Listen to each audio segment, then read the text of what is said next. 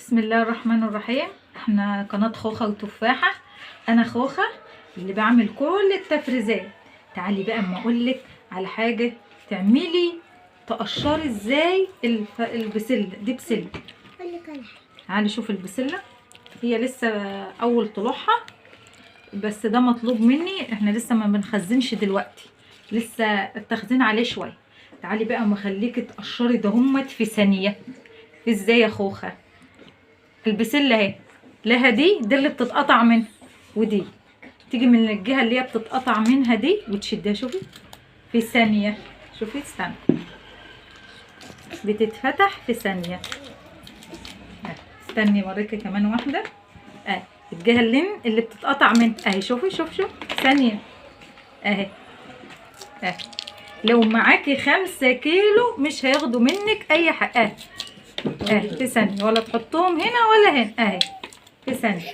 بس تعالي بس في الجهه اللي هي ايه، اللي هي بتتقطع منها دي، بتتفتح منك يعني ما تجيش من هنا وتقطعي.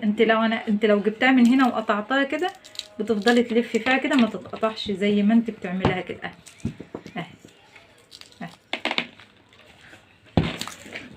ايه رايك؟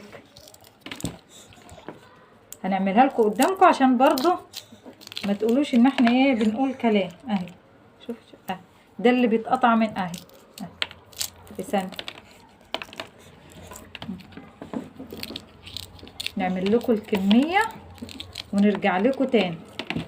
يا بنات احنا هنرجع ماما.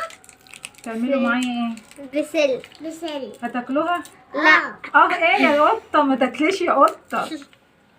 انا على ما بخلص البسله اكون قطه كلتها، يعني هي بتعمل شويه دولت وهتاكلهم الوقت. بنقطعها كده. بيساعدوني وهنخلصوا الوقت اهوت في دقيقه. بنفس الطريقه اللي انا قايله لكم عليها. ايوه شطار. اعملوا ايه؟ لايك وشير واكسبلور واكتبوا لنا في الكومنتات. ايوه استنوا هنعمل ما تبلبلوش بقى. بصوا الجمال، احلى بسله.